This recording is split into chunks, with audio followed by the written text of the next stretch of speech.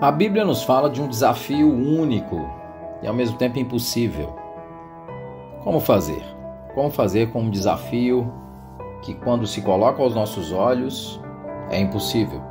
É sobre isso que nós vamos falar hoje. Olá, bom dia, boa tarde, boa noite. Eu não sei que hora você está ouvindo esse áudio. Você pode estar ouvindo até de madrugada, não importa. O importante é que você seja abençoado por ele. Nós estamos aqui gravando mais um pequeno estudo para nos edificar. Edifica a mim, que tenho que preparar e estudar para fazê-lo. Edifica quem ouve, porque tem mais informação sobre o texto bíblico. E por que estamos fazendo esses estudos? Estamos fazendo esses estudos porque estamos num desafio em Lagoinha Castelo, Lagoinha Toronto, de fazermos a leitura dos evangelhos. Já lemos Mateus, Marcos e agora estamos em Lucas, hoje Lucas capítulo 6. O desafio é: leia um capítulo dos evangelhos por dia.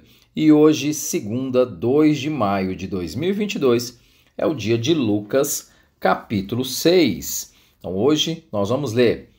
Entra na página do YouTube da Lagoinha Castelo, vê lá, os estudos estão todos lá. Se você perdeu algum para trás, você tem acesso a todos eles. Dá uma curtida, compartilha com as pessoas para que você possa abençoá-las. E compre a Bíblia 365 para que você possa ler a Bíblia toda o ano inteiro.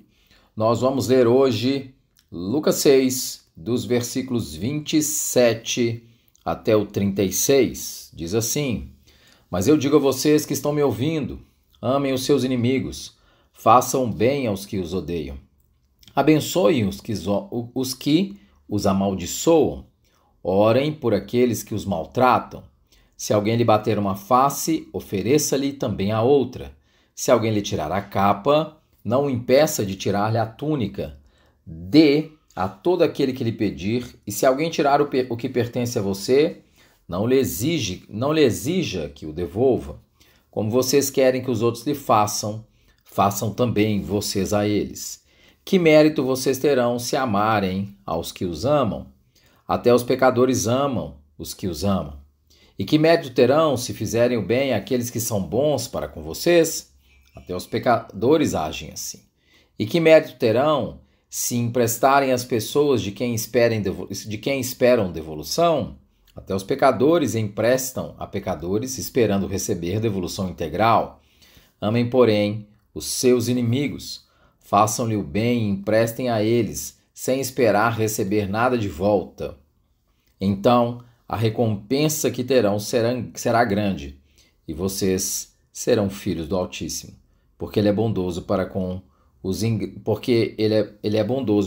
ingratos e maus. Sejam misericordiosos, assim como o Pai de vocês é misericordioso.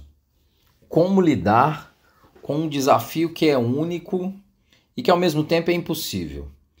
E por que ele é único? Porque não há nenhum paralelo na literatura judaica, no Velho Testamento, não há precedente no Velho Testamento e não há precedente na literatura judaica de uma ordenança ética de amar os seus inimigos. Não há precedente para isso. Jesus traz algo completamente novo. E ele traz não na forma de um conselho, não na forma de algo que possa ser bom para fazermos, ele coloca como um mandamento. E isso logo entra no nosso coração como um preceito ético. Nós temos que cumprir esse preceito ético. Mas, ao mesmo tempo, parece impossível cumprir esse preceito ético. A palavra que está usada aqui no versículo 27, amem os seus inimigos, é a palavra ágape. No grego, amor tem 3 expressões: eros, que é a ideia de desejo apaixonado, filia, que é a ideia de amizade, e ágape, que significa apenas boa vontade, benevolência. Essa palavra, que é a mais insossa, é a mais indistinta, é a mais sem graça de todas, nos evangelhos e nos ensinos de Jesus, é a que ganha mais destaque. Ágape é a ideia de amor que ganha mais destaque. É a ideia de fazer alguma coisa de boa vontade, ser benevolente, mesmo, como nós estamos vendo aqui no texto, que não haja motivo para isso. Os autores bíblicos, de maneira geral, levaram a palavra ágape a um novo status. E como é que nós podemos fazer isso? Você se lembra, o que Jesus está dizendo aqui é um paradigma completamente novo. E volto a dizer, não é somente um paradigma novo no sentido de, olha, eu aconselho que seja feito. É uma ordenança. Se você verificar, façam com as outras pessoas da maneira que vocês gostariam que fizesse com vocês. É uma ordem. Não é simplesmente uma definição de um conjunto de preceitos éticos. Vocês se lembram do estudo de ontem, de 1º de maio, quando eu falei de, geralmente, como é que nós lemos os textos bíblicos? A exposição clássica, a explicação clássica do texto bíblico, que é muito comum no nosso meio cristão, evangélico, é explicar o texto em 3 passos, a homilia em 3 passos. Você expõe o texto, depois você põe a moral do texto, e aí você diz, faça igual ao texto. E eu dei o exemplo de Davi ontem.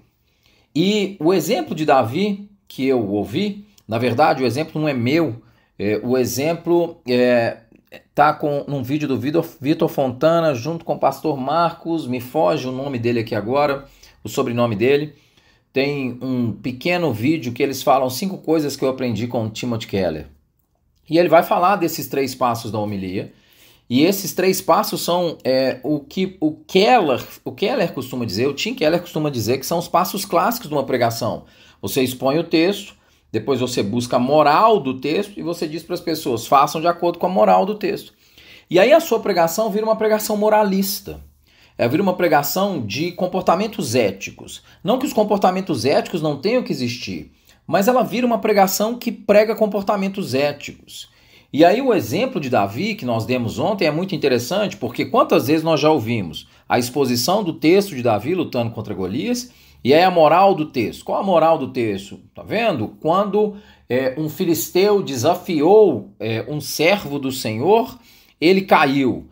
Então, qual que é? Geralmente nós já ouvimos várias vezes as pregações sobre isso. Faça igual Davi, vai na fé e vença gigantes.